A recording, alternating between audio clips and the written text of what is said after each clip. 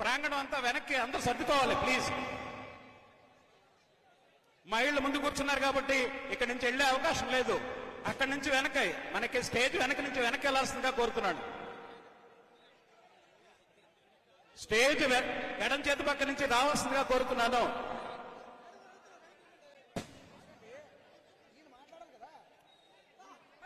అందరికీ స్వాగతం. మా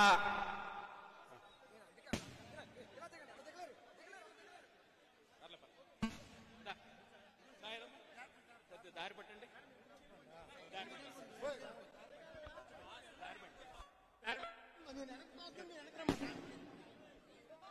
సార్ పోలీసు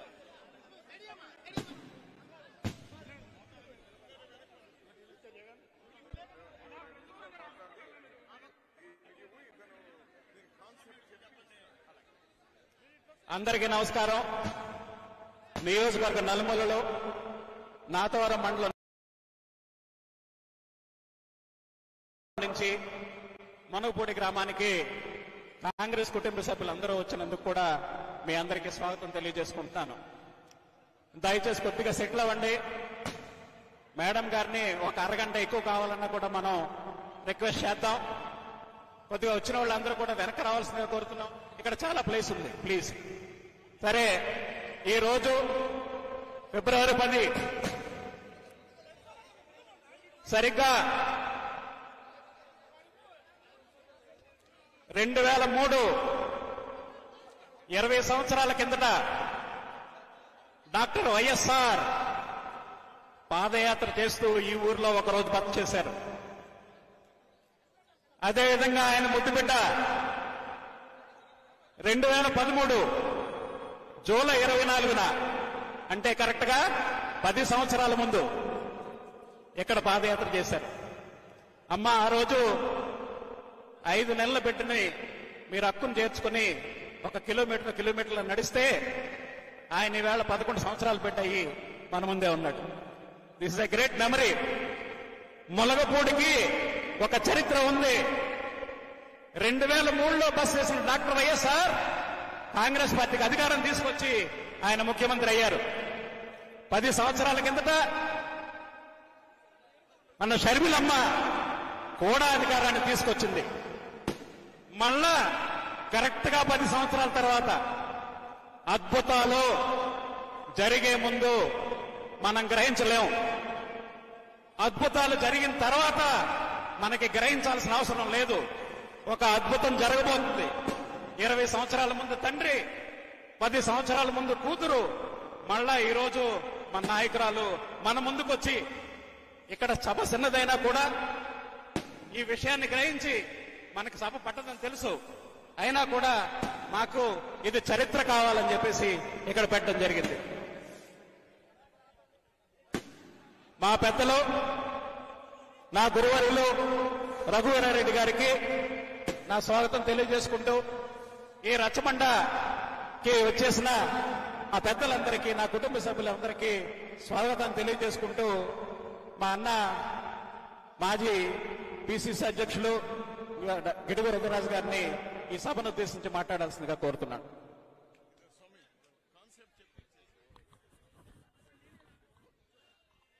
సభకు నమస్కారం. ఆంధ్రప్రదేశ్ కాంగ్రెస్ కమిటీ అధ్యక్షురాలు, మనందరి ప్రీతమ సోదరి, దివంగత ముఖ్యమంత్రి మహానేత డాక్టర్ వైఎస్ రాజశేఖర రెడ్డి గారి తనయ శ్రీమతి షర్మిలారెడ్డి గారికి ఈ గ్రామం తరపున స్వాగతం తెలియజేసుకుంటూ, ఆనాడు ప్రతిపక్ష నాయకుని హోదాలో మనం చేసినటువంటి ప్రజా ప్రస్థానం పాదయాత్రలో రాజశేఖర రెడ్డి గారు ఇక్కడ రావడం జరిగింది. మన పూర్వ మిత్రుడు, ఈ గ్రామంలో చాలా ముఖ్యమైనటువంటి కార్యకర్తగా పనిచేసి దివంగతులైనటువంటి జమీల్ గారు నాకు చాలా సన్నిహిత మిత్రుడు. మరి ప్రప్రథమంగా వారికి ఆంధ్రప్రదేశ్ కాంగ్రెస్ కమిటీ తరఫున ఘనమైనటువంటి నివాళులు అర్పిస్తూ, రాజశేఖర రెడ్డి గారి ఆలోచన, ఆ రోజు శ్రీమతి సోనియా గాంధీ గారి నేతృత్వంలో డాక్టర్ మన్మోహన్ సింగ్ గారి ప్రధానమంత్రిగా 2004 నుంచి 2009 వరకు ఈ రాష్ట్రంలో ఒక సంక్షేమ ప్రభుత్వం, పేద ప్రజల కోసం, దళితుల కోసం, మైనారిటీల కోసం, అట్టడుగు వర్గాల కోసం అనేకమైనటువంటి కార్యక్రమాలు వారు చేశారు. ప్రధానంగా మైనార్టీలకి రిజర్వేషన్స్ ఇవ్వడం కానీ, చదువుకునేటువంటి పిల్లలందరికీ కూడా ఫీజు రీఎంబర్స్మెంట్ కానీ, పెన్షన్లు కానీ, రేషన్ కార్డులు కానీ, రాజీవ్ ఆరోగ్యశ్రీ కానీ, ఇలా అనేకమైనటువంటి కార్యక్రమాలు చేశారు. అయితే రెండోసారి వారు ముఖ్యమంత్రి అయిన తర్వాత గడిచిన 5 సంవత్సరాల్లో ప్రజలు చేసినటువంటి సంక్షేమ ఫలాలు ఏమున్నాయో అవన్నీ కూడా పేదవారికి సక్రమంగా అందాయా అందలేదా, వాటిని ఏ విధంగా చూడాలి అంటే రచ్చబండ అనేటువంటి కార్యక్రమాన్ని వేసుకుని ఆ రచ్చబండ కార్యక్రమంలో ప్రతి గ్రామానికి వచ్చి మీ అందరినీ కలిసి మీతో కలిసి ఆ సంక్షేమ ఫలాలన్నీ కూడా అందాయా లేదా అని అడగాలి అనేటువంటి ఉద్దేశంతో వారు హైదరాబాద్ లో హెలికాప్టర్ లో బయలుదేరారు. మన దురదృష్టం, ఈ రాష్ట్ర దురదృష్టం, పేదవాళ్ల దురదృష్టం, భగవంతుడు వారిని మన నుంచి దూరం చేశారు. అయితే వారు తీసుకున్నటువంటి ఈ కార్యక్రమాన్ని పేద ప్రజల మధ్యకు వచ్చి నేను తెలుసుకుంటాను, నా నాన్నగారి ఏవైతే కర్తవ్యాన్ని నిర్వహించాలని అనుకున్నారో దాన్ని నేను బాధ్యతగా అంతఃకరణ శుద్ధితోటి చేస్తానని చెప్పి ఈ రోజు మన పిసిసి అధ్యక్షురాలు శ్రీమతి వైఎస్ షర్మిలారెడ్డి గారు మీ ముందుకు విచ్చేయడం జరిగింది. ఈ రచ్చబండ కార్యక్రమంలో స్థానికంగా ఉన్నటువంటి సోదరిమణులందరితో కూడా వారు మైకిచ్చి మాట్లాడతారు. వాళ్ళకు ఉన్నటువంటి సమస్యలు ప్రధానంగా హౌసింగ్ సంబంధించి కానీ, పెన్షన్ సంబంధించి కానీ, వ్యవసాయానికి సంబంధించి కానీ, ఇతర సమస్యలన్నీ కూడా చెప్తారు. వారు అవన్నీ విన్న తర్వాత మనకి ఒక దిశ నిర్దేశిస్తారు. కాబట్టి ఒక గంట సేపు కార్యకర్తలందరూ కూడా నిశ్శబ్దంగా ఉండాలి, మరి గ్రామ పెద్దలందరూ కూడా నిశ్శబ్దంగా ఉండాలని కోరి ప్రార్థిస్తూ డాక్టర్ శ్రీమతి వైఎస్ షర్మిలారెడ్డి గారిని ముందు వారు ఒకసారి మాట్లాడి కాన్సెప్ట్ చెప్పిన తర్వాత మిగిలినంతా మీరు 1-to-1 వారితో మాట్లాడతారు.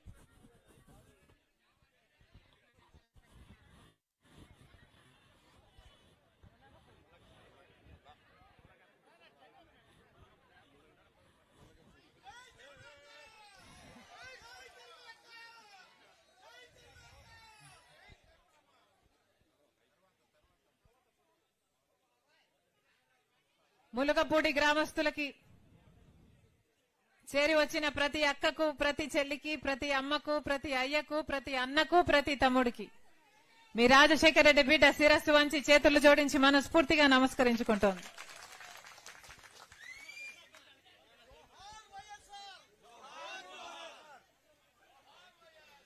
ఈరోజు ఇక్కడ ఒక రచ్చబండ కార్యక్రమం ఏర్పాటు చేయడం జరిగింది. ఈ రచ్చబండ కార్యక్రమం కోసం మీరందరూ మీ పనులు మానుకొని సమయం చేసుకొని ఇక్కడికి వచ్చారు. ప్రతి ఒక్కరికి మనస్ఫూర్తిగా కృతజ్ఞతలు చెప్పుకుంటున్నాం. ఇలాంటి ఒక రచ్చబండ రాజశేఖర రెడ్డి గారు ముఖ్యమంత్రిగా ఉన్నప్పుడు, రెండోసారి ముఖ్యమంత్రిగా ఎన్నికైన తర్వాత ఇలాంటి ఒక రచ్చబండకే రాజశేఖర రెడ్డి గారు వెళ్తూ హెలికాప్టర్ లో మరణించడం జరిగింది. రాజశేఖర రెడ్డి గారు ఎప్పుడూ ప్రజల మనిషే. రాజశేఖర రెడ్డి గారు 30 ఏళ్ల రాజకీయ జీవితంలో ఎప్పుడూ ప్రజల మధ్య ఉన్నారు. ముఖ్యమంత్రిగా 5 సంవత్సరాలు ఉండి ఆ 5 సంవత్సరాలు కూడా ప్రజల నాడి తెలుసుకొని అద్భుతంగా పరిపాలన చేశాడు. అద్భుతమైన పథకాలను అమలు చేశాడు. 5 సంవత్సరాల తర్వాత 2009లో మళ్లీ ఎన్నికలు వస్తే ఆ ఎన్నికల్లో గెలిచిన తర్వాత రాజశేఖర రెడ్డి గారు ఒక రచ్చబండ కార్యక్రమము నీకు శ్రీకారం చుట్టి నేను చాలా చోట్లకు, చాలా గ్రామాలకు రచ్చబండ కార్యక్రమానికి వెళ్ళాలి అని అనుకున్నారు. ఇలాంటి ఒక రచ్చబండే ఎక్కడైతే మహిళలు, వృద్ధులు, విద్యార్థులు, యువకులు ఇలాంటి వాళ్ళందరూ వచ్చి వాళ్ళ సమస్యలు ఏదైనా చెప్పుకోగలగాలి, ఆ సమస్యలన్నీ నేను పరిష్కరించగలగాలి అన్న ఉద్దేశంతో రాజశేఖర రెడ్డి గారు ఇలాంటి ఒక రచ్చబండే ఏర్పాటు చేసి ప్రతి చోటికి ఎన్ని చోట్లకు వీలైతే అన్ని చోట్లకు వెళ్లాలి అనుకున్నారు. ఆ రోజు రాజశేఖర రెడ్డి గారు నాన్న నాతో చెప్పిన మాట, బిడ్డా నేను రచ్చబండకు వెళ్తున్నాను, రచ్చబండలో ప్రజలను కలవాలి, ఆ ప్రజలకు ఇంకా ఏమైనా సమస్యలు ఉన్నాయా అంటే ఒక చెయ్యి కూడా లేవకున్నంతగా నేను అన్ని సమస్యలను పరిష్కరించాలి, అందరికీ ఇల్లు ఉండాలి, అందరికీ పెన్షన్లు ఉండాలి, అందరికీ ఆరోగ్యశ్రీ అందాలి, అందరికీ ఫీజు రీఎంబర్స్మెంట్ ఉండాలి, అందరికీ ఉద్యోగాలు ఉండాలి, వాళ్ళ సమస్యలన్నీ కనుక్కొని మరి పరిష్కరించడానికే ఈ రచ్చబండ అని బయలుదేరి వెళ్లిన మనిషి మళ్లీ వెనక్కి రాలేదు. అందుకే ఈ రచ్చబండ కార్యక్రమం అంటే నాకు చాలా ఇష్టం. ఈరోజు ఇలాంటి రచ్చబండ మీ మధ్య గడపడం చాలా సంతోషంగా ఉంది. రచ్చబండ అంటే మేం మాట్లాడడం కాదు, రచ్చబండ అంటే ప్రజలు మాట్లాడడం, మీరు మాట్లాడడం, మీకున్న సమస్యల గురించి, ప్రభుత్వం నుంచి మీకు ఇంకా ఏమి అందలేదో, మీకు ఇల్లు అందలేదా, మీకు వ్యవసాయం ఎలా ఉంది, మీ బిడ్డలకు ఉద్యోగాలు ఎలా ఉన్నాయి, మీ బతుకులు ఎలా ఉన్నాయి, ఇవన్నీ మీరు మాట్లాడితే సమాజం వినడానికే ఈ రచ్చబండ. మీరు మాట్లాడకపోతే, ఈ మీడియా కవర్ చేయకపోతే సమాజానికి మీ కష్టం ఇది అని తెలియదు. తెలియకపోతే అటు పాలక పక్షమైనా అటు ప్రతిపక్షమైనా మీ సమస్యల గురించి మాట్లాడరు, వాటిని పరిష్కరించరు. కాబట్టి ఈ రచ్చబండ అవసరం, మీరు మాట్లాడడం అవసరం. కనుక ఎవరెవరికి ఏ సమస్య ఉన్నా మీరు చేయెత్తండి, మైక్ మీ దగ్గరికి వస్తుంది. 2-3 నిమిషాల్లో కేవలం సమస్య గురించి మాట్లాడండి. తద్వారా ప్రపంచానికి మీ సమస్యలు తెలుస్తాయి, వాటి పరిష్కారం కూడా జరుగుతుంది. ఏమా అర్థమైందా? మాట్లాడగలిగిన వాళ్ళు చేయెత్తాలి. రైతులైనా, మహిళలైనా, పెన్షన్లు రాని వారైనా, యువకులు ఉద్యోగాలు, వాళ్ళ చదువులు, ఇల్లు రాని వాళ్ళు, పట్టాలు రాని వాళ్ళు ఎవరైనా అమ్మా చేయెత్తండి, మీ దగ్గరికి మైక్ వస్తుంది.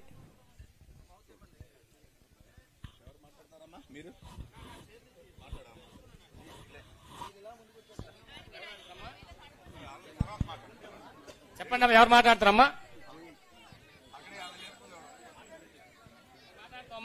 ఎవరు మాట్లాడతారు అమ్మా? చెయ్యొత్తండి అమ్మా, చెయ్యొత్తండి. ఎవరు మాట్లాడతారు? ఎవరికి సమస్యలు లేవా? బంగారు అందరికి ఇల్లులు వచ్చినాయా? బంగారు చెల్లయ్యమ్మ ఇల్లులు వచ్చినాయా తల్లి? బంగారు చెల్లయ్యమ్మ. అందరికి పెన్షన్లు వస్తున్నాయా? అందరికి ఉద్యోగాలు వచ్చినాయమ్మా బిడ్డలకు? ఏమంటే ఇక్కడ మాట్లాడతారట, ఒక్క నిమిషం మేడం.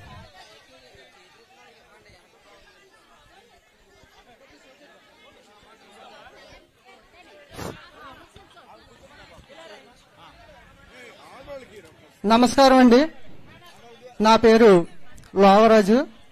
గొలుగొండ మండలం నర్సీపట్నం నియోజకవర్గం చిడివాళ్ళ పంచాయతీకి సంబంధించిన నేను ఒక ఓటర్ని. మేము రాజశేఖర రెడ్డి గారు ఉన్న కాడి నుంచి కాంగ్రెస్ కార్యకర్తలమే. కాంగ్రెస్ జెండా మోసి రాజశేఖర రెడ్డి గారు వెనకాల సైనికుల్లాగా తిరిగిన వాళ్ళం మేము.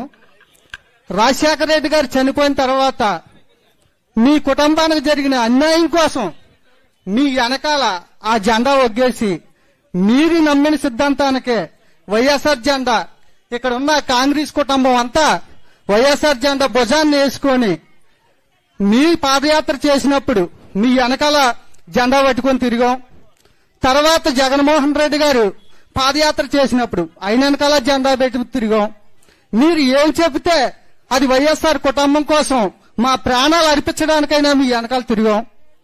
తిరిగిన దానికి మీరు 2000 మీరు పాదయాత్ర చేసేటప్పుడు అన్నగారు జైల్లో ఉన్నప్పుడు కాంగ్రెస్ పార్టీ ఏం చేసిందో మీరు చెప్పుకొచ్చారు. మీ మాటలకి ఏ కార్యకర్త కూడా వెనక జరగకుండా రాజశేఖర రెడ్డి కుటుంబానికి ఇంత అన్యాయం జరిగితే సామాజిక కార్యకర్తలుగా మన పరిస్థితి ఏంటని ప్రతి కుటుంబం కాంగ్రెస్ కుటుంబం వైఎస్ఆర్ కుటుంబం అయింది. అప్పటి నుంచి ఆ జెండా మోస్తున్నాం, మీరు చెప్పిందే చేస్తున్నాం.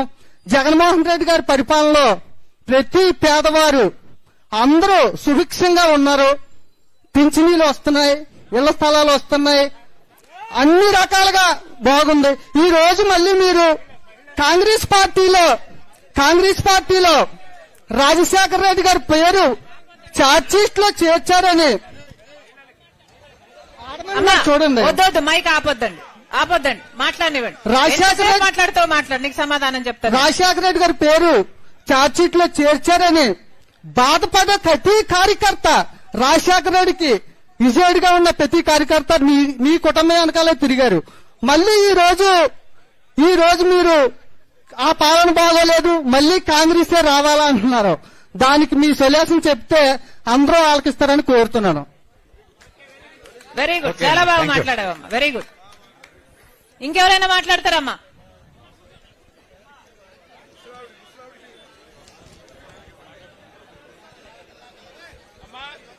హలో, మహిళలతో మాట మంతి కార్యక్రమంగా అమ్మా, ఎవరైనా మీ మనసులో ఉన్నది మాట్లాడొచ్చు. బండారు చెల్లయ్యమ్మ, నేనేమనుకోను, బండారు నేను చెల్లయ్యమ్మ, సమాధానం చెప్పగలను. ఎవరైనా మీ మనసులో ఉన్నది మాట్లాడండి. బండారు చెల్లయ్యమ్మ ఎక్కడున్నారమ్మా? శెట్టి గౌరీ, శెట్టి గౌరీ, శెట్టి గౌరీ గారు, మార్తి నూకరాజు, మార్తి సింహాచలం, పి బెల్లయ్యమ్మ.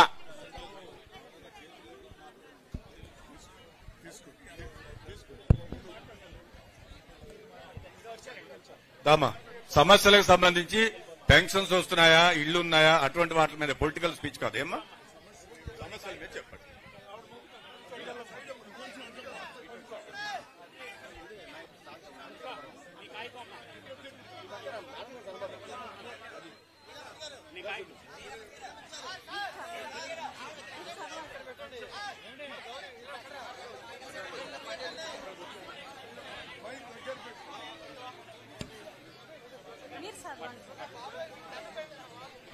అమ్మా త్వరగా చెప్పాలి తల్లి. సార్ మాది నాతవరం మండలం మర్రిపాలెం. Mic mic. మాది నాతవరం మండలం మర్రిపాలెం. సార్ మాది, నా పేరు గౌరీ అండి. నాతవరం మండలం నా పేరు గౌరీ అండి. మర్రిపాలెం గ్రామం. నాయుళ్ళు ఉన్నారు కదా సార్, మొంక సామూర్తి, వైసీపీ నాయకులు. 8 ఎకరాల భూమి మాది, 4 కోట్ల ఆస్తి. 4 కోట్ల ఆస్తి కాసేసి ఎనామీల పేరు మీద పెట్టి అమ్మేసుకుందామని చూస్తున్నారు సార్. ఎవరమ్మా వైసీపీ నాయకులు? ఎవరు? మొంక సామూర్తి సార్ మేడం. మీ భూమిని కబ్జా చేసి ఎనామీల పేరు మీద రాయించేసుకొని పాస్బుక్లు అయితే తెచ్చేసుకున్నారు మేడం. ఆ, 4 కోట్ల ఆస్తి మేడం. 4 కోట్ల ఆస్తి మీ భూమి వైసీపీ నాయకులు కబ్జా చేశారా? చేశారు మేడం. కలెక్టర్ దగ్గరికి వెళ్ళావమ్మా? వెళ్ళాను మేడం. ఏమైనా పరిష్కారం అయిందా?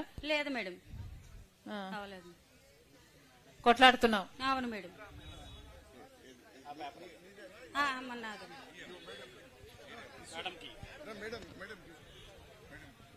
థ్యాంక్ యూ అమ్మా, థ్యాంక్ యూ.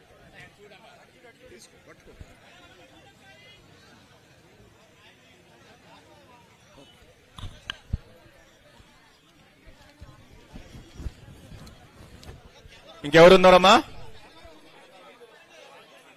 దా ఇలా ఎవరు లేడీస్ ఉంటే పంపించండి, కొంచెం దండి, పెద్ద ఆయన ఇలా పంపించు. రండి రండి, రామ్మా రా, రామ్మా రా.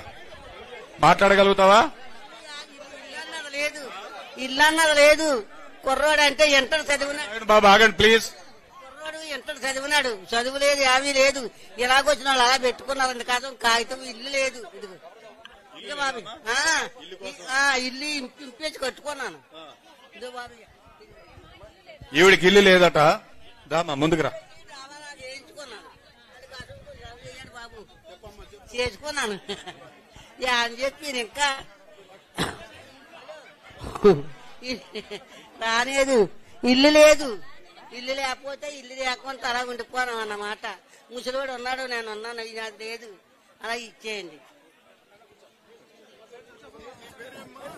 మాది సింహాచలం అండి, మాది సింహాచలం.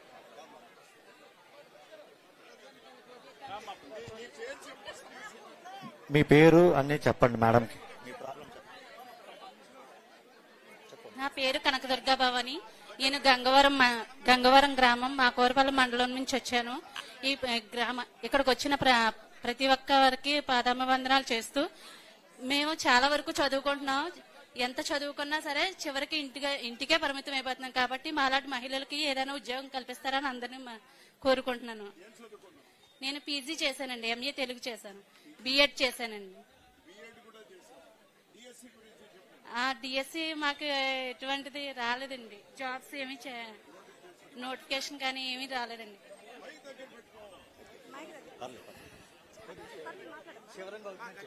డిఎస్సి నోటిఫికేషన్ రాలేదు. అవునండి. వెయిట్ చేస్తున్నావు, ప్రిపేర్ అవుతున్నావు. ప్రిపేర్ అవుతున్నాను, గ్రూప్స్ కూడా ప్రిపేర్ అవుతున్నానండి. 2 ఏళ్లుగా ప్రిపేర్ అవుతున్నావు. అవుతున్నాను మేడం. కానీ జాబ్స్ రావట్లేదు. ఇందులోనూ కూడా జాబ్స్ అనేది రావట్లేదు. మెయిన్ మహిళలకి ఏదైనా ఇంటి దగ్గర ఉండిపోయి చాలా మంది ఉండిపోతున్నారు కాబట్టి ఎటువంటి అవకాశాలన్నా సరే నీలాగా చాలా మంది ఉన్నారు కాబట్టి వాళ్ళకి ఏమైనా ఉద్యోగ అవకాశాలు కల్పిస్తారని కోరుకుంటున్నామండి.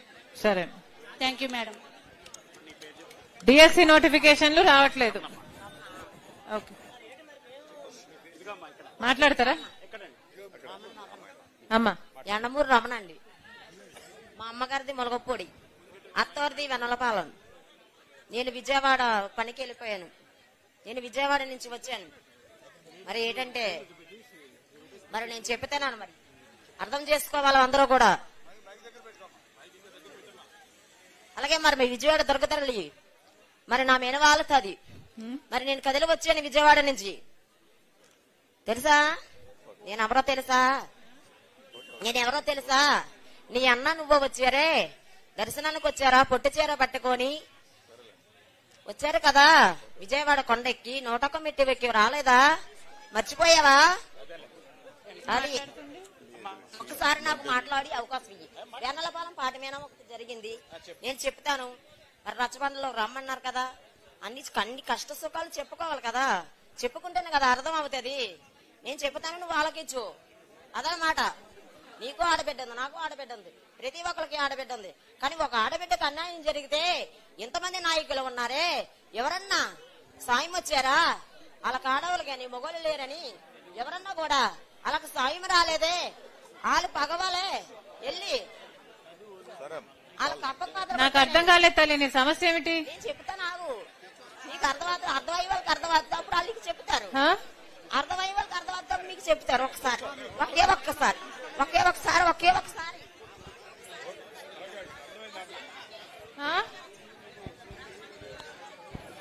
సమస్య ఏంటమ్మా? సమస్య చెప్పాలి కదా అమ్మా. నీ శోధించడానికి అందరికి టైం లేదు కదా.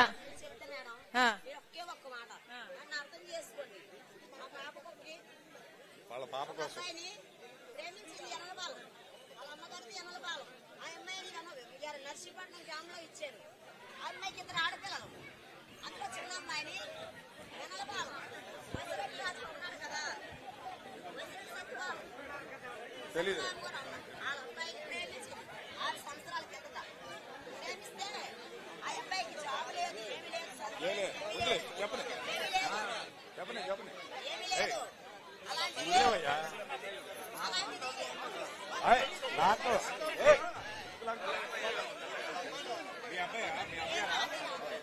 మీ అమ్మ వాళ్ళ అమ్మగారేలండి, వాళ్ళ అమ్మగారే ఈ బాబు వాళ్ళ. మీ అక్కల మ్యారేజ్ గురించి ఏదో చెప్తుందమ్మా, అంతేనా? ఓకేలే, అర్థమైందమ్మా, అమ్మకి అర్థమైంది. అమ్మా ఇది పర్సనల్ ప్రాబ్లం కదా తల్లి, ఇది పర్సనల్ ప్రాబ్లం కదా అమ్మ. మళ్ళీ మాట్లాడదాం. అర్థమైంది తల్లి.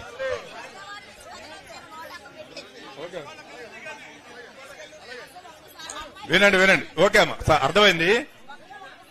ఒకసారి అమ్మా నీ బిడ్డ పెళ్లి విషయం మాట్లాడుతున్నావు, ఇది కొంచెం పర్సనల్ కదా తల్లి. ఎవరైనా లోకల్ గా ఎవరైనా మాట్లాడి ఏమైనా పరిష్కరించగలరేమో చూడండి. లోకల్ వాళ్ళు మాట్లాడతారు మన వాళ్ళు. నువ్వు లోకలేనా? లోకలా తల్లి నువ్వు? ఈమెను తీసుకెళ్లి మాట్లాడు. ఈమె బిడ్డకి ఏదో మ్యారేజ్ ప్రాబ్లం అంట, ఆయన మాట్లాడుతుందిలేమో. నెక్స్ట్ ఎవరమ్మా?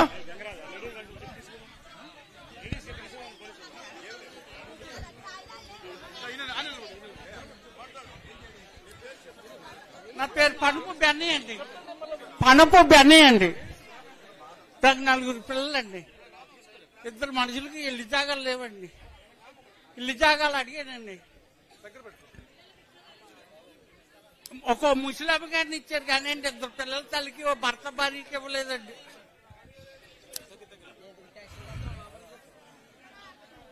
ఇద్దరు పిల్లల తండ్రి అండి. ఓ భర్త భార్య ఓ ముసలామ గారిని ఇచ్చారు కదండి. ఇల్లు జాగా ఇచ్చారు కదండి. ఇదిగో పాక కట్టుకోండి ఎరుపా జాగాలో. ఒక అమ్మ అలాగే కనికరించి ఇల్లు జాగా అందాక ఇక్కడ కట్టుకోవచ్చు, అక్కడ కట్టుకుంటానండి.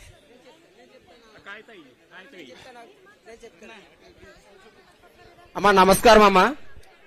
మా నాన్నగారి పేరు పొన్నప బెన్నయ్య. అవును, మాది మొలగపూడి గ్రామమే. మేము 4 అన్నదమ్ములమే. మా నాన్నగారు అంటే ప్రస్తుతం ఇక్కడ ఇంతకు ముందు సేపర్ కింద పనిచేసేవారు. ఒక రోజు అనుకోకుండా పడిపోవడం వల్ల చెయ్యి పనిచేయట్లేదు. ప్రస్తుతం ఆ పని కూడా వృత్తి మానేశారు. ఆ జీతం డబ్బులు ఇప్పటికీ కూడా మనం అడుగుతుంటే ఎన్ని రోజులు బతిమలాడినా సరే 2 నెలలకి 3 నెలలకి ఇవ్వడం తప్ప మిగతా ఇవ్వడం లేదు.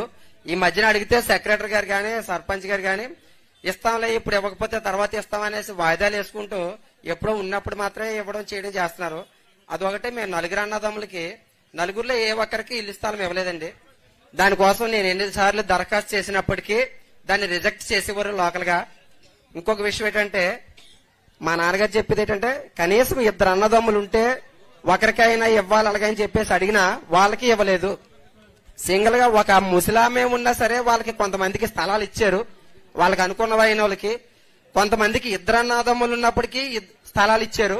కానీ 4 ఉన్న వాళ్ళకి కానీ 3 ఉన్న వాళ్ళకి కానీ ఇల్లు స్థలాలనే ఇవ్వలేదు. ఎన్నిసార్లు దరఖాస్తు చేసినా అవి పట్టించుకోలేదు. అవి మీ దృష్టికి తేయడానికే మా నాన్నగారు మాట్లాడుతున్నారు.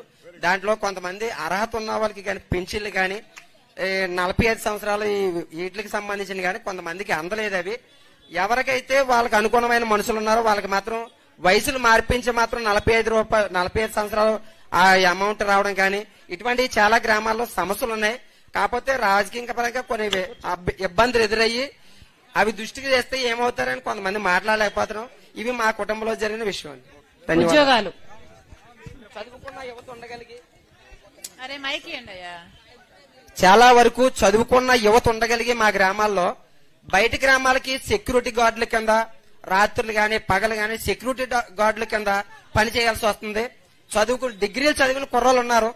కానీ ఇతర బయటికి వెళ్ళిపోయి ఎక్కడెక్కడో కష్టపడి బాత్రూముల దగ్గర ఇలా సెక్యూరిటీల దగ్గర వీటి పనికే తప్ప మాకు వృత్తి గాని అటువంటి పని గాని వాళ్ళకి ఏది చూపించిన అవకాశం లేదండి. ప్రస్తుతం అటువంటి యువతకి ఏదైనా పని కల్పించి అటువంటి పథకాలు ఏమైనా పనికొచ్చి చేసినట్లయితే ఆ యువత ఉంటది. బయటకు వెళ్లి కష్టపడాల్సిన పని లేకుండా కొంతమంది యువత అయితే తల్లిదండ్రులకి అత్యవసర సమయంలో ఏదైనా కష్టం వచ్చినా సరే రాలేని పరిస్థితిలో బయట ఉంటున్నారండి. అటువంటి వాళ్ళకి ఉపాధి కల్పించి ఏదైనా పని చూపించినట్లయితే ఎన్ని వృధాగా డబ్బులు ఇచ్చినా అటువంటి పథకాలు కల్పించినట్లయితే ఆ కుటుంబం సంతోషం ఉంటుందని మా మనవి.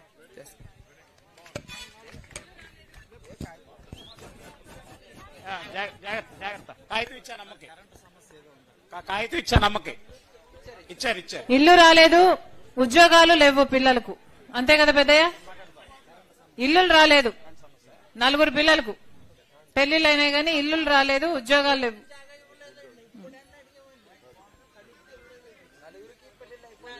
నలుగురికి పెళ్లిళ్ళు అయినాయి.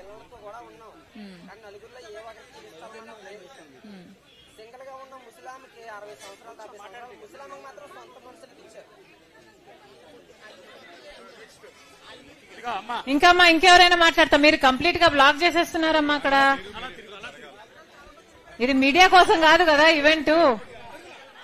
మీరు కూర్చోవాలి లేకపోతే సైడ్ లో ఉండాలి. నాకు కాలం రాలేదండి అమ్మా, నాకు కాలం రాలేదు, స్థలం రాలేదు. పాకలో ఉన్నాను నేను. మాది అమ్మిపట్నం. అమ్మిపట్నం ఉంటున్నాను. నా చూస్తే జబ్బొచ్చు, నాకు బాగోలేదు, నాకు ఒంట్లో ఆరోగ్యం బాగలేదు. ఆరోగ్యం బాగపోతే అలాగా పాకలోనే ఉన్నాను. ఇల్లు బాగలేదు. ఇంత పతాలు ఇచ్చా కానీ ఇంత పతాలు ఇస్తే ఇల్లు పేషెంట్ కూడా చనిపోయాడు. పేషెంట్ కూడా చనిపోతే ఆ నాకు లేవని బాబు గ్యాస్ వన్ లేదు నాకు. ఏమి పేషెంట్ కూడా ఇవ్వలేదా? మీ పేషెంట్ బాగా ఇవ్వలేదా? మీకేమి చేయలేదా అని అడుగుతాను. అంటే పేషెంట్ బాగా చచ్చిపోయాడు. పేషెంట్ బాగా చచ్చిపోతే నేనేం చేయగలను? ఆ పేషెంట్ కూడా ఇంత కరెంట్ ఇచ్చింది, అన్ని ఇచ్చింది నాకు. ఆ పేషెంట్ కూడా లేదు, చనిపోయాడు. ఉన్నాను బాగానే చూసుకునేవాళ్ళు. దగ్గర చేత మా మేనమాను చూసుకునేవాడు. ఏ కట్టం చూసుకునేవాడు. ఆ పేషెంట్ కూడా 6 నెలలు చచ్చిపోయి 5 నెలలు వచ్చి చచ్చిపోయి ఏం చేయగలం? ఆ మనిషి ఉంటే ఇల్లు ఇచ్చిన ఒకరిచ్చి అన్ని ఇచ్చిన. ఆ పేషెంట్ కూడా మాట పని లేదు. మా నాయకులు నీకంట ఆ పేషెంట్ గా నాన్నపోట్లో కూర్చి నాన్న తిట్లు తిట్టలేదు తింటా పేషెంట్ గా ఇంకా అలాగే బెంగెత్తిపోయి అలా టెన్షన్ పెట్టేసుకుంటున్నారు. ఇల్లు రాలేదు, ఎవరికి చెప్పినా పట్టించుకోవట్లేదు. పట్టించుకోలేదు. సరే అమ్మా. పేషెంట్ అంతా పెట్టించుకున్నాం, పేషెంట్ గా లేదు. సరే అమ్మా, సరే. ఇల్లు రాలేదు, ఎవరికి చెప్పినా పట్టించుకోవట్లేదు. పట్టించుకోలేదు. సరే. జగన్ ఏం చేశారు? ఇల్లు పాత ఇచ్చారు. ఇల్లు పాత అయితే అనగాదు. అర్థమైంది తల్లి, అర్థమైంది. ఇల్లు రాలేదు. ఇంకా ఇంకెవరైనా ఉన్నారా? వ్యవసాయం ఎలా ఉందమ్మా? అన్నా, రైతులు ఎవరున్నారన్నా? వ్యవసాయం ఎలా ఉంది? గిట్టుబాటు ధర వస్తుందా? గిట్టుబాటు ధర వస్తుందా అన్నా? రావట్లేదు. పంట నష్టపరిహారం ఏమైనా వస్తుందా? రావట్లేదు. నమస్తే మేడం, మాది రావికత మండలం మేడివాడ అండి. రావికత మండలం మేడివాడ. ఏంటంటే ఎంత కూలి పనులు పెరుగుతాయని తప్పించి వ్యవసాయం గిట్టుబాటు ధర మాత్రం రాలేదు. బెల్లపు దిమ్మ మామూలుగా వండి అన్ని తీసుకెళ్తే అనకాపల్లి ఎల్లబది కాడికి 300 వస్తుంది. మనిషికి కూలికి పెడితే ఆడ మనిషికి మామూలు 300 పొద్దుచ్చమని కూలి. 2 దిమ్మలు చేయరు. ఫస్ట్ నుంచి కూడా మామూలు దుక్కు కాడి నుంచి మామూలు పండి వరకు కూడా ఎంత పెట్టుబడి పెట్టినా సరే రైతన్నోడు ఇప్పుడు కూడా రైతే రాజు అంటారు. రైతు రాజు మీద పేక మీద అడిగేసి తొక్కుతున్నారు. ఏ గవర్నమెంట్ వచ్చినా సరే ఎవరికి కూడా మామూలుగా ఇచ్చేసింది లేదు, రైతుకు ఒరిగింది ఏమీ లేదు. అదే కాదు, తర్వాత ఎటువంటి కార్యక్రమం చేసినా ఏ పరిశ్రమ రాలేదు.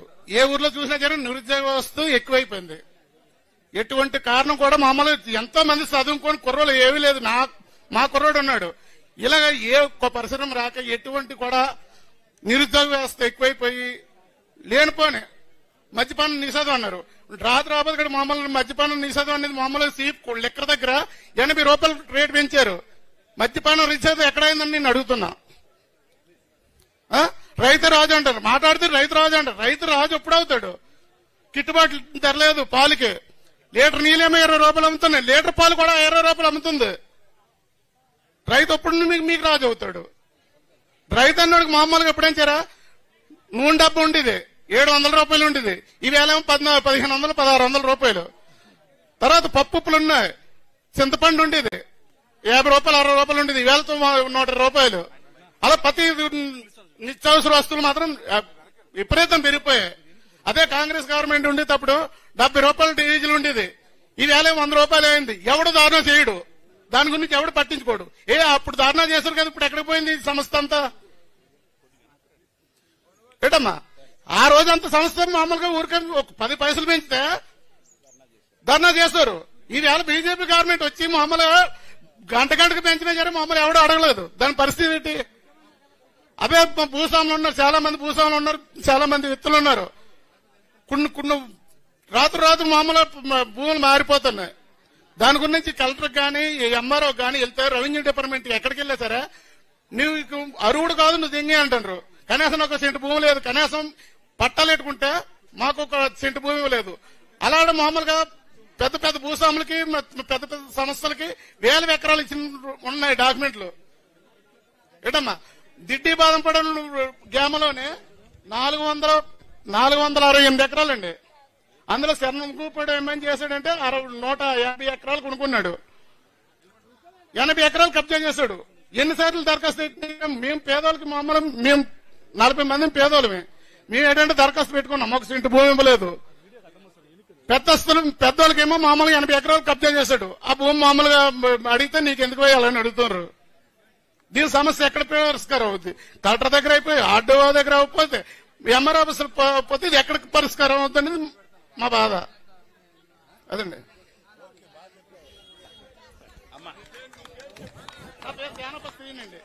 సేనప శ్రీను. మీడియా వారు కొద్దిగా వెనకాల లేచి వెళ్ళిపోతున్నారు బాబు, మీడియా వాళ్ళు అడ్డు రావడం వల్ల. దయచేసి లెఫ్ట్ కి కొద్దిగా. ఇంకెవరున్నారు మాట్లాడడానికి? ఏం మాట్లాడతావు? ఒక నిమిషం. హలో, నమస్తే అండి. మేము వ్యవసాయ రైతులు, మేము మిట్టపల్లి గ్రామం. మేము వ్యవసాయం హలో, అదేనండి. మేము వ్యవసాయం ఎక్కువ పండిస్తామండి. వ్యవసాయం ఎక్కువ పండిస్తాం. మాకు 250 గ్రామాల నుంచి కోతులు విపరీతంగా ఒగ్గేశారండి. సార్ రైతులు మేము కాయలేకపోతున్నాం. 250 గ్రామాలు సుమారు తున్నించి 250 గ్రామాలండి కోతులు విపరీతంగా వదిలేశారండి. మేము కాయలేకపోతున్నాం. కోతులు విపరీతంగా వ్యవసాయం చేస్తున్నాయండి. ఎంత పట్టించుకునే వెళ్ళదండి. అది మీరు మా తక్షణమే వ్యవహారం చేయాలండి. Main important. 250 గ్రామాలు సుమారు గిట్టుబాటు ధర ఉందన్న అంటే గిట్టుబాటు ధర అలా మేము వ్యవసాయం చేసుకోవడం వల్ల మాకు అలా కొద్దిగా సేవ్ అవుతుందండి. ఈ కోతులు కాయలేకపోతుంది విపరీతంగా తున్నించి 250 గ్రామాలు సుమారు చాలా ఇబ్బంది పడిపోతున్నాం. రాత్రులు పావులు అక్కడ ఉండిపోతున్నాం మేము వ్యవసాయం దగ్గరే. అవి మీరు తక్షణమే మంజూరు చేసి వ్యవహారం చేసినట్లయితే మాకు కొద్దిగా సేవ్ అవుతామండి. ఎవరు పట్టించుకోలేదు మీ కోతుల గురించి వ్యవహారం.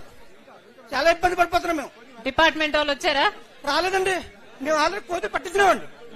మేము కోతులు 250 కోతులు పట్టించినామండి. అయినా సరే మేము తీసుకెళ్లి వదిలేస్తారండి వాళ్ళు. 250 గ్రామాలు సుమారండి ఈ చుట్టుపక్కల గ్రామాలు తున్నించి. సరే, దాన్ని మీరు తక్షణమే మంజూరు చేసినట్లయితే మాకు వ్యవహారం జరుగుతుందండి. మాట్లాడతారా?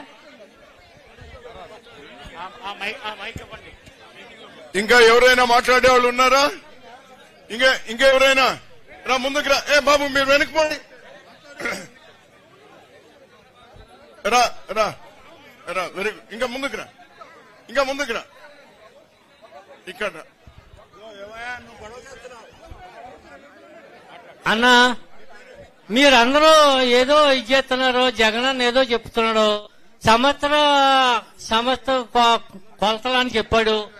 బ్రిటిష్ పరిపాలనలో ఇచ్చిన పరిపాలన ప్రకారంగా వాళ్ళు ఇచ్చిన కొలతల ప్రకారంగా కొలిసివ్వడం అదేమీ చేయలేదండి. వాళ్ళకు మనకు దోచినట్టు రైతు ఏమని చెప్తున్నాడో అదే చేస్తాడు తప్ప బ్రిటిష్ పరిపాలన నయనేసినట్టు ముందు కొలతలు చేసి అది చేయలేదండి. ఆ పక్కన అయితే అని చెప్తే అదే చేస్తాడు తప్ప మరి దాన్ని మీరు అందరూ ఏదో ఇది చేయాలని నేను కోరుకుంటున్నాను. సంవత్సర కొలత అంటున్నాడు, కారణం లేదు. అనుమంతోటే కాదు, బ్రిటిష్ పరిపాలన ప్రకారంగా 9 ముందు 9 ఏర్పాటు చేసి అప్పుడు కొలతలు చెయ్యాలా. లోపల ఉన్న లైట్లు ఏ రైతుకి ఎంత ఉందో అప్పుడు చెయ్యాలా. అది చేయలేదండి. బ్రిటిష్ పరిపాలన కొలత ఎంత ఉందో అంతా చెయ్యాలి కదా ముందు. సరే, ఆ నెంబర్ ప్రకారంగా. సరే, విన్నారులే. అది చేయలేదమ్మా.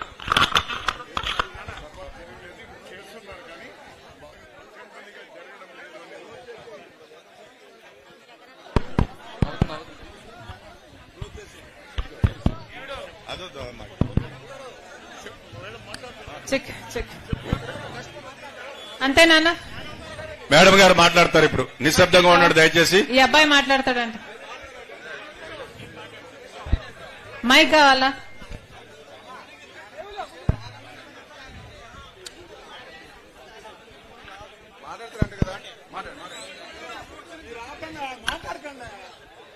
ఆయనకి అమ్మా, నేనే మాట్లాడుతాను మేడం. అరే ఆయన మాట్లాడతానని వచ్చాడు కదా. నమస్కారం అండి. హలో, నమస్కారం అండి అందరికీ. మన నర్సీపట్నం నియోజకవర్గంలో ఎంతో ప్రతిష్టాత్మకమైన రిజర్వాయర్ తాండవ రిజర్వాయర్ అండి. ఈ సంవత్సరం రైతులు చాలా అంటే చాలా ఇబ్బంది పడ్డారండి. ఆ రిజర్వాయర్ గేట్లు పోయిన సంవత్సరం వేసవికాలం మొత్తం లీకేజ్ అండి. ఎంత అంటే ఎంత ఇబ్బంది. ఈ శివారు కోటవట్టు మండలం గాని పాకిరిపేట మండలం గాని ఎవరికి వాటర్ లేదండి. దగ్గర ఎస్ఆర్పేట ఏరియా కూడా వాటర్ లేదండి. దాన్ని మీరు దృష్టిలో పెట్టుకుని మాకు ఆ సమస్యపై మీరు పైకి తీసుకెళ్తారని తెలియజేయండి. Thank you. చెప్పారు.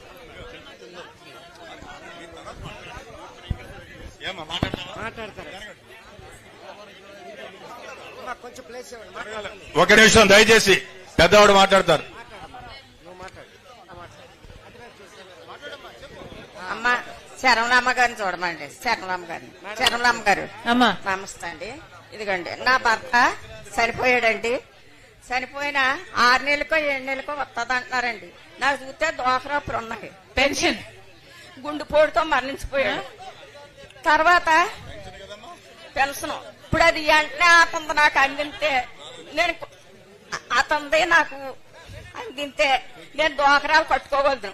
లేకపోతే నేను దోకరాలు కట్టుకోలేను. అప్పుల పాలు అయిపోయి ఉన్నాను. అందు గురించి ఏంటంటే అది 6 నెలలు 7 నెలలు అంటున్నారు. అంతవరకు నేను ఎలా బతకాలో అది ఆలోచించి నాకు న్యాయం చేయండి. అని లేదు, మొన్నే పోయిన నెల 27 పోయిన నెల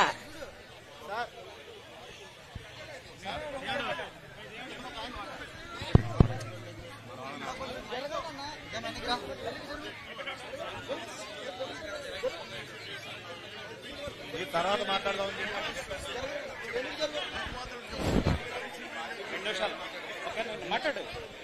మేడం గారు నమస్కారం.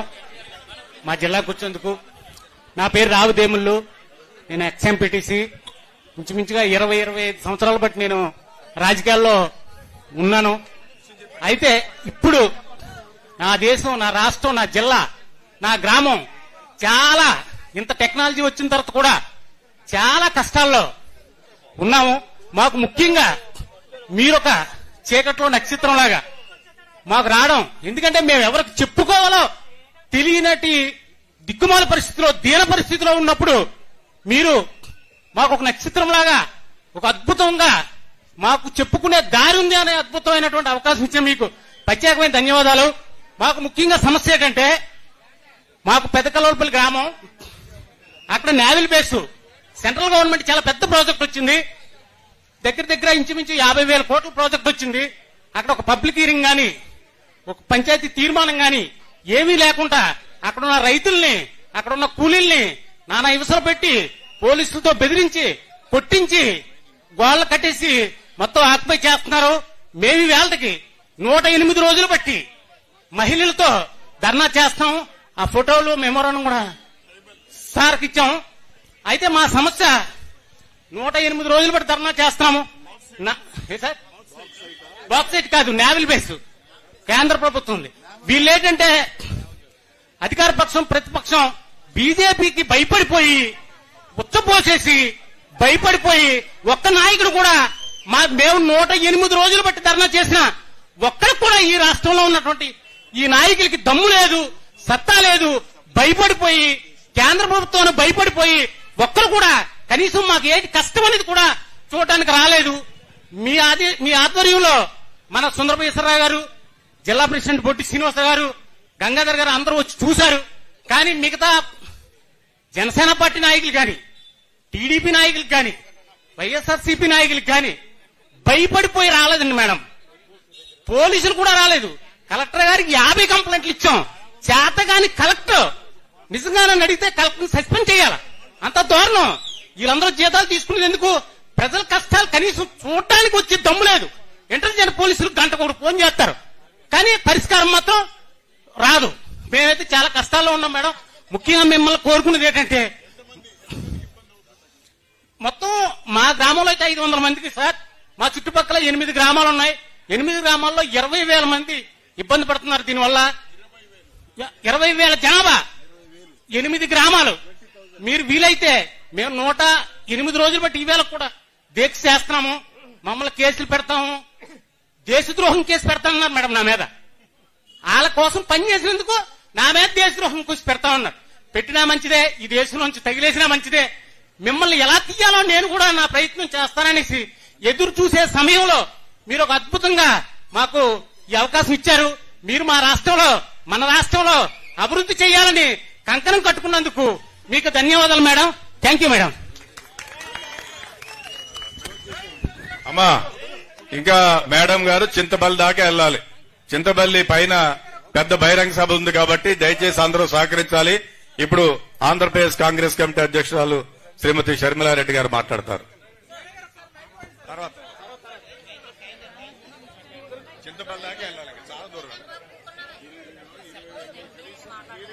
ఇది అయిపోయి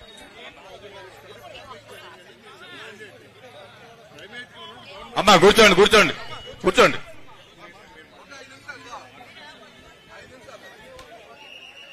ఇది సెంట్రల్ ప్రాజెక్ట్ అట, కానీ కనీసం లోకల్ గా వీళ్ళకు పబ్లిక్ హియరింగ్ కూడా జరగలేదు. పబ్లిక్ హియరింగ్ కూడా చేయకుండా ఒక ప్రాజెక్టు ముందుకు వెళ్లాలనుకుంటున్నారు వీళ్ళు. గత 100 రోజులు 108 108 రోజుల నుంచి చేస్తున్నారు. ఇది ఇక్కడ సామాన్యుల గోడు, కానీ ఎవరూ పట్టించుకున్న పాపాన పోలేదు. ఈరోజు మన రాష్ట్రంలో 10 సంవత్సరాలైంది మన రాష్ట్రం ఏర్పాటయ్యి. కానీ ఈ 10 సంవత్సరాలలో మన రాష్ట్రము ముందడుగు వేసిందా లేదా మీకే కనిపిస్తుంది. మన రాష్ట్రం ఒక్క రకంగానైనా బాగుపడిందా? మన బిడ్డలు బాగుపడ్డారా? పెద్ద పెద్ద పరిశ్రమలు వచ్చాయా? మన ఆర్థిక స్థితిగతులు బాగుపడ్డాయా? ఒక్కొక్క కుటుంబాన్ని తీసుకుంటే ఆ కుటుంబం బాగుపడిందా లేదా అని గమనిస్తే చాలు మన రాష్ట్ర పరిస్థితి మొత్తము అర్థమైపోతుంది. ఈరోజు రైతుల పరిస్థితి తీసుకుంటే రాజశేఖర రెడ్డి గారు ముఖ్యమంత్రిగా ఉన్నప్పుడు రైతే రాజు, వ్యవసాయం పండుగ. రాజశేఖర రెడ్డి గారు ముఖ్యమంత్రిగా ఉన్నప్పుడు ఇన్పుట్ సబ్సిడీ ఇచ్చారు, విత్తనాల మీద సబ్సిడీ ఇచ్చారు, ఎరువుల మీద సబ్సిడీ ఇచ్చారు, పంట నష్టపోతే పంట నష్టపరిహారం ఇచ్చాడు, పంట బీమా ఉండే, అద్భుతంగా రుణమాఫీ కూడా చేశాడు. ఇలా ఒక రకంగా కాదు, 2 రకాలు కాదు, ప్రతి విషయంలోనూ అసలు పెట్టుబడి ధర తగ్గించాడు, రాబడిని పెంచాడు.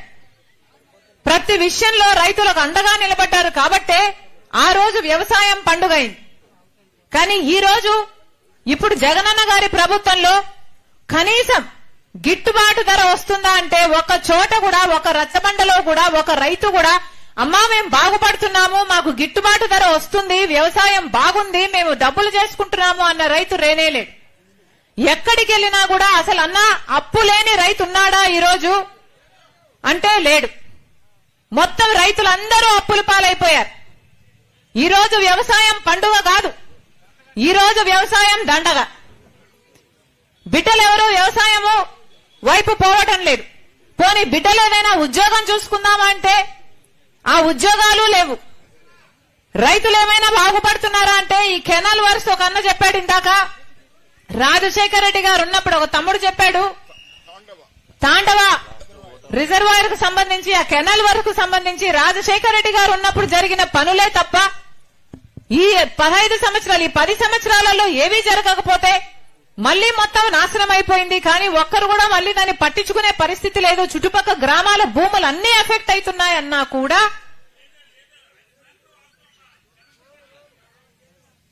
కూడా ఎవరూ పట్టించుకునేవారు లేరు.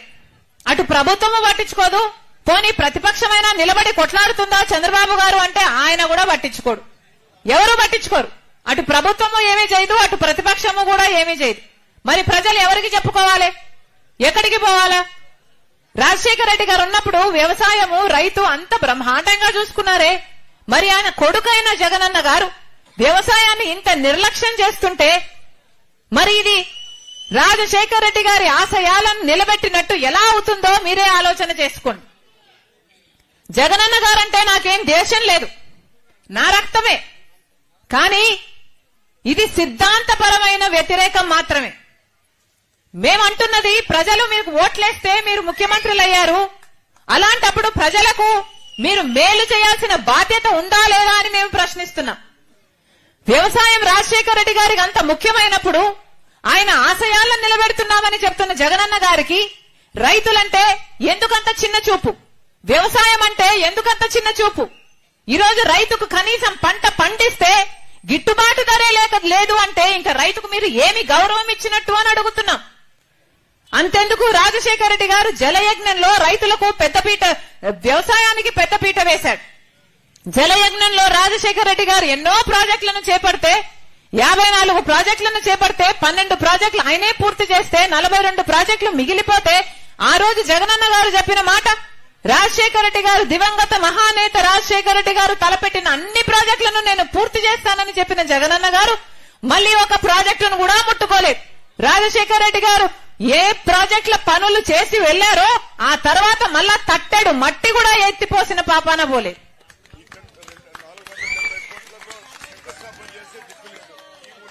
ఈ ఊర్లోనే ఎక్కడో శంకుస్థాపన చేశారంట, 2 నదులు అనుసంధానం చేసి ఏదో ప్రాజెక్టు చేస్తామని, మళ్ళీ దానికి కూడా దిక్కు లేకుండా పోయింది. మరి మీరు రాజశేఖర రెడ్డి గారి ఆశయాలను నిలబెట్టిన వాళ్ళు ఎలా అవుతారు అని అడుగుతున్నాం. అసలు రాజశేఖర రెడ్డి గారు బిడ్డలంటే, చదువుకునే బిడ్డలంటే, వాళ్ళ ఉద్యోగాలంటే ఎంత శ్రద్ధ చూపించేవారు. రాజశేఖర రెడ్డి గారు ఫీజు రీయింబర్స్మెంట్ ద్వారా ఎంతమంది బిడ్డలు డాక్టర్లు, ఇంజనీర్లు, ఎంబీఏలు, ఎంసీఏలు చదివారు కదా. మరి ఇప్పుడుందా ఆ పరిస్థితి? ఇప్పుడు ఆ పరిస్థితి లేదు కదా. కనీసము తల్లిదండ్రులే కూలీ నాలి చేసుకుని, అప్పు సొప్పు చేసుకుని బిడ్డలను చదివిస్తే కనీసం ఆ బిడ్డలకు ఉద్యోగాలు కూడా రావటం లేదు కదా. ఇందాక ఒక బిడ్డ చెప్పింది ఇక్కడ, అమ్మా మేము డిఎస్సి కోసం ప్రిపేర్ అవుతున్నాము, కానీ డిఎస్సి నోటిఫికేషన్లు రాక మా జీవితాలు ఏమైపోతాయో తెలియక అసలు ఏ ఉద్యోగానికి పనికి రాకుండా పోతున్నాము అని. ఇంకొక తమ్ముడు చెప్పాడు, చిన్న చిన్న ఉద్యోగాలు చేసుకుంటున్నాము, 8,000కు 10,000కని ఆ అబ్బాయి చెప్పాడు. అంటే మన బిడ్డలు చదువుకున్నా కూడా, డిగ్రీలు పీజీలు చేసినా కూడా, చేస్తున్న పనికి, చదివిన చదువుకు ఏ సంబంధము లేకుండా వాళ్ళకు కనీసం పెద్ద పెద్ద పరిశ్రమలైనా వస్తే వాళ్ళకు ఉద్యోగాలైనా వచ్చేవి. పెద్ద పెద్ద పరిశ్రమలు ఎందుకు రాలేదు? ఎందుకంటే మనకు ప్రత్యేక హోదా లేదు కాబట్టి. మనకు ప్రత్యేక హోదా 10 సంవత్సరాల కింద బీజేపీ ప్రభుత్వం ఇవ్వాల్సి ఉండే, కానీ అది ఇవ్వలేదు. 10 సంవత్సరాల నుంచి చంద్రబాబు గారు ముఖ్యమంత్రిగా 5 సంవత్సరాలు ఉన్నారు, జగనన్న గారు ఇంకొక 5 సంవత్సరాలుగా ఉన్నారు. ప్రత్యేక హోదా గురించి ఒక్కరంటే ఒక్కరన్నా నిజమైన ఉద్యమం చేశారా? ఈ 5 సంవత్సరాలుగా ఒక్కసారైనా మాకు ప్రత్యేక హోదా లేకపోతే మేము ఇక్కడ నుంచి కదిలేది లేదు అని 25 మంది ఎంపీలు ఉన్నారు. మన ఆంధ్ర రాష్ట్రానికి 25 మంది ఎంపీలు ఉన్నారు. ఏం గాడిదలు కాస్తున్నారు? ఆ రోజు జగనన్న గారు చెప్పలేదా? తెలుగుదేశం వాళ్ళన్న తిట్టలేదా? ఆ రోజు జగనన్న గారు చెప్పిన మాట, రండి మూకుమ్మడిగా రాజీనామాలు చేద్దాం, మనకు ప్రత్యేక హోదా ఎందుకు రాదు అని చెప్పాడు జగనన్న గారు ప్రతిపక్ష నాయకుడిగా. మరి ఇప్పుడు ముఖ్యమంత్రిగా ఉన్నాడు కదా, మరి ఎందుకు చేయలేదు మూకుమ్మడి రాజీనామాలు? ఒక్క ఎంపీ అయినా రాజీనామా చేశాడా? ఒక్కరైనా కొట్లాడారా? 25 ఎంపీలున్నారు ఆంధ్ర రాష్ట్రానికి. ప్రతి దానికి బీజేపీ పార్టీకి వంత పలుకుతారు, ప్రతి బిల్లుకు మద్దతు ఇస్తారు. ఎందుకని? మన రాష్ట్రాన్ని వాళ్ళంత చిన్న చూపు చూసినప్పుడు, మనకు ఒక్క వాగ్దానం కూడా వాడు నిలబెట్టుకోనప్పుడు మనం ఎందుకు వాళ్ళకు వంగి వంగి దండాలు చేస్తున్నాం? ఈ వైసీపీ అయినా, జగనన్న గారైనా, తెలుగుదేశం పార్టీ అయినా ఎందుకు వంగి వంగి దండాలు చేస్తున్నారు? ఎందుకు సాష్టాంగ పడుతున్నారు? ఎందుకు ప్రజల ప్రయోజనాలను తాకట్టు పెడుతున్నారు? మీ స్వలాభం కోసం ప్రజలను తాకట్టు పెట్టేస్తారా? మనకే గనక ప్రత్యేక హోదా వచ్చుంటే మనకు పెద్ద పెద్ద పరిశ్రమలు వచ్చేవి. కనీసం పట్టుమని 10 కొత్త పరిశ్రమలే లేవు. మన బిడ్డలకు ఉద్యోగాలు లేవు. ఆఖరికి ఏమవుతుందంటే ఉద్యోగాలు ఇక్కడ లేక మన బిడ్డలంతా వలస వెళ్ళిపోతారు. ఇదేనా మనకు కావాల్సింది? యువతే లేని రాష్ట్రంగా తయారైతుంది ఆంధ్ర రాష్ట్రం. ఇదేనా మనకు కావాల్సింది? ఏం చెప్పాడు జగనన్న గారు? జాబ్ నోటిఫికేషన్, జాబ్ క్యాలెండర్ ప్రతి జనవరి 1కు వేస్తామన్నారు కదా. మరి ఎన్నిసార్లు వేశారు? ఒక్కటంటే ఒక్కటైనా వేశారా? ఒక్క సంవత్సరం కూడా వేయలేదు. ఆ రోజు చంద్రబాబు గారు 7,000 ఉద్యోగాలు ఇస్తుంటే డిఎస్సికి హేళన చేశారు. సిగ్గులేదా? 25,000 ఉద్యోగాలు ఖాళీగా ఉంటే 7,000 ఎందుకు వేస్తున్నారు అని అడిగాడు జగనన్న గారు. మరి ఈ రోజు 30,000 ఉద్యోగాలు ఖాళీగా ఉంటే మీరు మెగా డిఎస్సి 25,000 ఉద్యోగాలు ఇస్తాము అని మీరే మాట చెప్పాక, వాగ్దానం చేశాక, ఈ రోజు మెగా డిఎస్సి లేదు, ఒక దగా డిఎస్సి అని 6,000 ఉద్యోగాలకు ఇప్పుడు నోటిఫికేషన్ వేస్తాడట. ఎప్పుడు? ఇక 2 నెలలు ఉంది ఎలక్షన్లు. అప్పుడు ఇన్నాళ్ళు నిద్రపోయారా? కుంభకర్రులా మీరు? ప్రజల గురించి ఎప్పుడు ఆలోచన చేశారు? మీరా రాజశేఖర రెడ్డి గారి ఆశయాలను నిలబెట్టేది? రాజశేఖర రెడ్డి గారు మాట తప్పని, మడమ తిప్పని నాయకుడు. మీరు మద్యపాన నిషేధం అని చెప్పలేదా? మరి మద్యపాన నిషేధం ఎందుకు చేయలేదు? ఏం చెప్పాడు జగనన్న గారు? మద్యం అనేది లేకుండా చేస్తాను అన్నాడు. మద్యం అనేది లేకుండా చేశాక ఆ తర్వాత వచ్చి మిమ్మల్ని ఓట్లు అడుగుతాను అన్నాడు. గుర్తుందమ్మా? గుర్తుందా? నాకు మద్యపాన నిషేధము నేను మేనిఫెస్టోలో పెడుతున్నాను, నాకు మేనిఫెస్టో అంటే బైబిల్, ఖురాను, భగవద్గీతతో సమానం అని చెప్పాడే. మరి ఏమైంది? మాట తప్పని, మడమ తిప్పని రాజశేఖర రెడ్డి కొడుకు అని చెప్పుకుంటున్నారు. మరి మీరు మాట ఎందుకు తప్పారు? ఎక్కడుంది మద్యపాన నిషేధం? మద్యపాన నిషేధం లేకపోగా ఈరోజు సర్కారే మద్యం అమ్ముతుంది.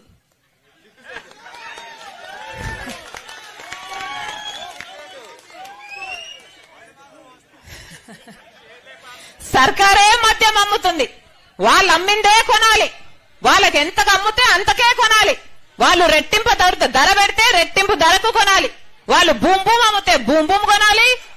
వాళ్ళు స్పెషల్ స్టేటస్ అమ్మితే స్పెషల్ స్టేటస్ కొనాలి. వాళ్ళు మెగా డిఎస్సీ కూడా మెగా డిఎస్సీ అమ్మితే మెగా డిఎస్సీ కొనాలి. ఎక్కడయ్యా నీ వాగ్దానాలు అంటే అన్ని మద్యం షాపులో ఉన్నాయి. ఇదేనా రాజశేఖర రెడ్డి గారి వారసత్వం? ఇదేనా రాజశేఖర రెడ్డి గారి ఆశయాలను నిలబెట్టడం అంటే?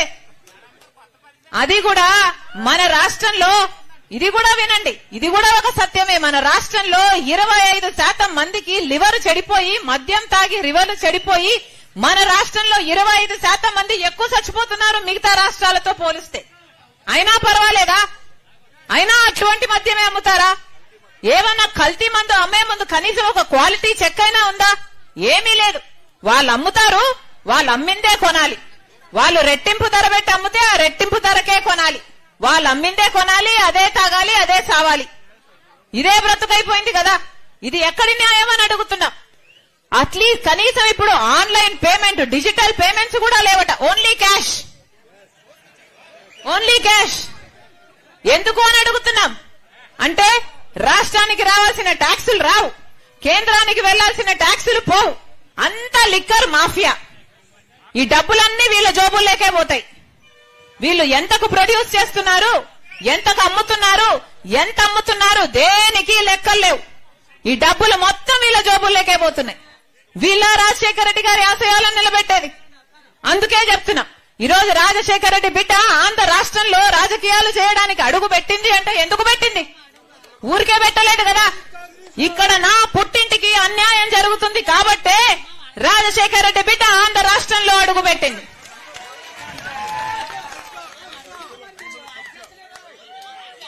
రైతుల భూముల కబ్జా, ఇక్కడ ఒక అన్న గిలగిలా కొట్టుకుంటున్నాడు, నా భూమి కబ్జా అయిపోయింది అని. ఎవరైనా పట్టించుకునేవాడు ఉన్నాడా? ఎవరూ లేరు. ఆ రోజు ఇక్కడ ఇందాక తమ్ముడు చెప్పాడు, అమ్మా నువ్వే వచ్చావు మాట్లాడావు, అప్పుడు కాంగ్రెస్ పార్టీ ద్రోహం చేసిందని చెప్పావు, మీ పార్టీ జెండా ఎత్తుకున్నాం, ఇప్పుడు మళ్ళీ నువ్వే కాంగ్రెస్ పార్టీ జెండా ఎత్తుకోమంటున్నావు, ఇది ఎక్కడి న్యాయం అని అడిగాడు. అన్నా నేను ఒక మాట అడుగుతా. రాజశేఖర రెడ్డి గారు కాంగ్రెస్ పార్టీలో నాయకుడిగా ఉన్నాడు. రాజశేఖర రెడ్డి గారికి కాంగ్రెస్ పార్టీ 2 సార్లు ముఖ్యమంత్రి అయ్యే అవకాశం ఇచ్చింది. రాజశేఖర రెడ్డి గారు చనిపోయిన తర్వాత మనం ఏ రాజశేఖర రెడ్డి గారి పేరుని ఎఫ్ఐఆర్ లో కాంగ్రెస్ పార్టీ చేర్చింది అని అనుకున్నామో అది అబద్ధమని నా గుండె నమ్ముతుంది, నా మనసు నమ్ముతుంది. కాబట్టే ఈ రోజు కాంగ్రెస్ పార్టీలో చేరాను. ఊరికే చేరలేదు. నేను సోనియా గాంధీ గారిని, రాహుల్ గాంధీ గారిని పర్సనల్ గా కలిశాను.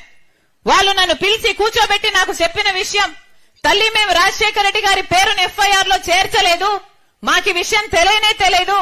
ఒకటి ఆలోచించమ్మా, నా భర్త అంటే సోనియా గాంధీ గారు చెప్పిన మాట, తన భర్త రాజీవ్ గాంధీ గారి పేరు కూడా బొఫోర్స్ కేసులో ఆయన చనిపోయిన తర్వాత ఆయన పేరును పెట్టారు ఎఫ్ఐఆర్ లో. నాకు ఆ బాధ తెలుసు, నాకు ఎంత బాధగా ఉన్నిందో నేనే చెప్పగలను. అలాంటి విషయంలో నేను రాజశేఖర రెడ్డి గారి పేరుని ఎఫ్ఐఆర్ లో చేర్చాను అంటే నువ్వు ఎలా నమ్మావమ్మా అని ఆ రోజు నాతో అన్నమాట. మాకు నిజంగానే తెలియకుండా జరిగిన విషయము, ఇది పొరపాటే తప్ప మాకు తెలిసి చేసిన తప్పు కాదు తల్లి అని వాళ్ళిద్దరూ నాకు చెప్పడం జరిగింది. అంతేకాదు రాజశేఖర రెడ్డి గారు ఎంత గొప్ప మనిషో, రాజశేఖర రెడ్డి గారి మనసేమిటో, రాజశేఖర రెడ్డి గారు ఎంత నమ్మకంగా వాళ్ళకున్నాడో, రాజశేఖర రెడ్డి గారు ఉండుంటే వాళ్ళకి ఎంత బలమై ఉండో, ఇవన్నీ రాజశేఖర రెడ్డి గారు నా కళ్ళ మీదనే ముందరనే ఆకాశానికి ఎత్తేశారు. అంత గౌరవం ఉంది వాళ్ళకి రాజశేఖర రెడ్డి గారి మీద. అందుకనే ఈ రోజు రాజశేఖర రెడ్డి బిడ్డ కాంగ్రెస్ పార్టీలో మళ్లీ అడుగుపెట్టింది. మళ్లీ చెప్తున్నాం, మీరు 5 సంవత్సరాలు చంద్రబాబు గారికి అవకాశం ఇచ్చి చూశారు, 5 సంవత్సరాలు జగనన్న గారికి కూడా అవకాశం ఇచ్చి చూశారు. చంద్రబాబు గారు ప్రత్యేక హోదా తేలేదు, పోలవరం తేలేదు, రాజధాని కట్టలేదు. పోనీ జగనన్న గారు మూకుమ్మడి రాజీనామాలన్నాడు, పెద్ద పెద్ద మాటలు చెప్పాడు, నిరాహార దీక్షలు చేశాడు. ముఖ్యమంత్రి అయినాక అన్ని మర్చిపోయాడు. ఈనాదే లేదు ప్రత్యేక హోదా, ఈనాదే లేదు పోలవరం ప్రాజెక్ట్, ఈనాదే లేదు రాజధాని. అందుకే చెప్తున్నాం, అందరూ బీజేపీ పార్టీకి లొంగిపోయిన వాళ్ళే. ఈ రోజు బీజేపీ పార్టీ అంటే ఎక్కడో లేదు మన రాష్ట్రంలో. బీజేపీ పార్టీ అంటే వీళ్ళలోనే ఉంది. మన రాష్ట్రంలో ఒక్క బీజేపీ ఎమ్మెల్యే లేడు, ఒక్క బీజేపీ ఎంపీ కూడా లేడు. అయినా కూడా ఈరోజు బీజేపీ మన రాష్ట్రంలో ఏలుబడి చేస్తుంది, రాజ్యం ఏలుతుంది. ఈరోజు ఆంధ్ర రాష్ట్రం బీజేపీ వశమైపోయింది, కైవశమైపోయింది. ఎందుకంటే ఈరోజు అటు ప్రతిపక్ష నాయకుడైనా, ఇటు అధికార పక్షం నాయకుడైనా, ఇటు జగనన్నైనా చంద్రబాబు గారైనా ఇద్దరు బీజేపీకి సాష్టాగపడుతున్నారు. కాబట్టి ఇద్దరికీ బీజేపీ కావాలట. బీజేపీ ఏమో ఇద్దరితో డ్యూయెట్లు వాడుతుంది. ఇది ట్రయాంగిల్ లవ్ స్టోరీ కాదా? ఏమిటిది? ఏమిటయ్యా?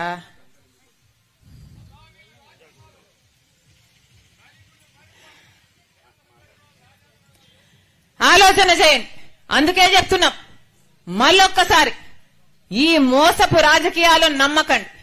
ఒకరేమో ప్రత్యక్షంగా బీజేపీ పార్టీతో పొత్తు పెట్టుకోపోతున్నారు చంద్రబాబు గారు, ఇంకొకరేమో పరోక్షంగా జగనన్న గారికి ఎప్పటి నుంచో పొత్తుంది బీజేపీ పార్టీలు. ఈ పొత్తులు మనకు అర్థం కావు, ఈ రాజకీయాలు మనకు అర్థం కావు. మనకు అర్థమైందల్లా 5 సంవత్సరాలు ఒకరికి అధికారం ఇచ్చి చూశాం, ఇంకొక 5 సంవత్సరాలు ఇంకొకరికి అధికారం ఇచ్చి చూశాం. 5 సంవత్సరాలు చంద్రబాబు గారికి అధికారం ఇచ్చి చూశాం, 5 సంవత్సరాలు జగన్ రెడ్డికి అధికారం ఇచ్చాం. వీళ్ళిద్దరిలో ఎవరికి మళ్ళీ ప్రత్యేక హోదా కోసం కొట్లాడాలి అన్న చిత్తశుద్ధే లేదు.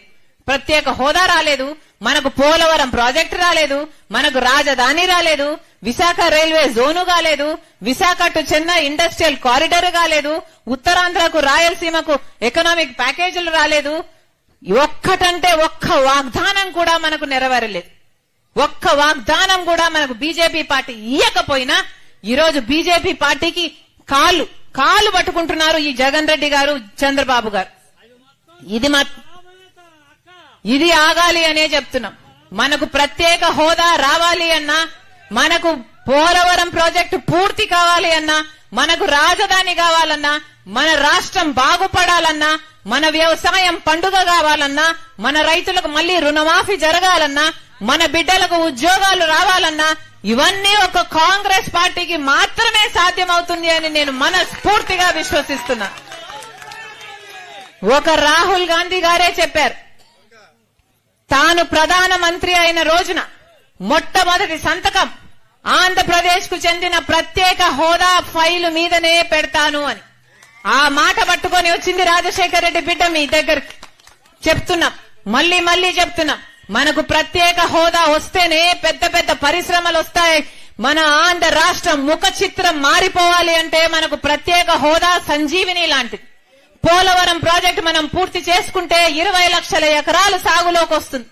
ఇలా 1 కాదు 2 కాదు, ఈ రోజు కనీసం ఇది మా రాజధాని అని చెప్పుకోవడానికి ఒక ఊరుందా? మనం తలెత్తుకొని ఇది మా రాజధాని అని చెప్పుకునేటట్టు కూడా లేదు కదా. ఇంత అవమానమా? మన బిడ్డలేం గాను, వాళ్ళ బిడ్డలేం గాను, మనకు భవిష్యత్తు ఉందా? మన భవిష్యత్తు ఇలాగే అంధకారం అయిపోకుండా ఉండాలి అంటే మీరు మనసు పెట్టి ఆలోచన చేసి నిర్ణయం తీసుకోవాల్సిన సమయం వచ్చింది. మళ్లీ చెప్తున్నాం, ఇప్పుడు ఎలక్షన్లున్నాయి అమ్మా, ఓట్లేసే సమయం వచ్చింది తల్లి. ఇప్పుడు అన్ని పార్టీ వాళ్ళు వస్తారు మీ దగ్గరికి, మళ్లీ ఓట్ల కోసం అడుగుతారు. ఏమ్మా అడుగుతారా? డబ్బులు కూడా ఇస్తారా? తీసుకోండి. ఎవరు డబ్బులు ఇచ్చినా తీసుకోండి, ఎన్ని డబ్బులు ఇచ్చినా తీసుకోండి, మీ డబ్బే. ఈ liquor mafia, sand mafia, mining mafia, ఈ అధికార పక్షం వాళ్ళు భూ కబ్జాలు చేసి సంపాదిస్తున్న డబ్బే, ఇదంతా మీ డబ్బే. ఎవరు డబ్బులు ఇచ్చినా తీసుకోండి. కానీ ఓటు వేసే ముందు మాత్రం మీరు ఆలోచన చేయండి. ఎవరికి ఓటేస్తే మన బిడ్డల జీవితాలు బాగుపడతాయో మీరు ఆలోచన చేసి ఓటు వేయండి.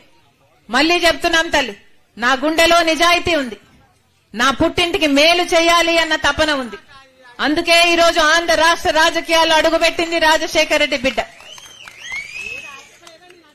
ప్రత్యేక హోదా వచ్చేంత వరకు రాజశేఖర రెడ్డి బిడ్డ ఇక్కడి నుంచి కదలదు. పోలవరం ప్రాజెక్టు పూర్తయ్యేంత వరకు రాజశేఖర రెడ్డి బిడ్డ ఇక్కడి నుంచి కదలదు.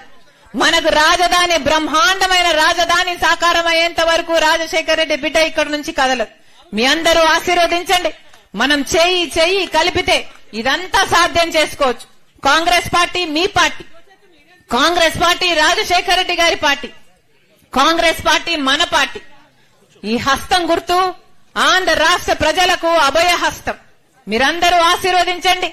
మరొక్కసారి రాజశేఖర రెడ్డి బిడ్డను చూడాలి అని, ఆశీర్వదించాలి అని రాజశేఖర రెడ్డి బిడ్డ ఏం చెప్తుందో అని వినాలి అని మీరు మీ పనులు మానుకొని ఈ ఎండలో కూర్చొని నా కోసం సమయం చేసుకొని ఎంతసేపు అయినా ఇంతమంది వేచి ఉన్నారు. మరొక్కసారి మీ ప్రేమకు మీ అభిమానానికి రాజశేఖర రెడ్డి బిడ్డ శిరస్సు వంచి చేతులు జోడించి మనస్ఫూర్తిగా కృతజ్ఞతలు చెప్పుకుంటుంది. జోహార్ వైఎస్ఆర్. ఈ కార్యక్రమానికి రచ్చబడ్డ కార్యక్రమానికి వచ్చేసినటువంటి 50 మంది ప్రజానికి ప్రింట్ అండ్ పలు గ్రామాల నుంచి ఎలక్ట్రానిక్ మీడియా షర్మిలారెడ్డి గారిని చూడటానికి వచ్చిన మీ అందరికీ కూడా ధన్యవాదాలు తెలియజేసుకుంటూ యాదృతికమే అయినా గతంలో రాజశేఖర రెడ్డి గారు ఈ రచ్చబడ్డ కార్యక్రమానికి రావాల్సి ఉంది. కానీ దురదృష్టవశాత్తు ఆయన రాలేకపోయినారు. అమ్మా పాటలే బాబు, బాబు పాటలు వేయాలి. ఈ రచ్చబండ కార్యక్రమం పాటలు వేయాలమ్మా రావటం చాలా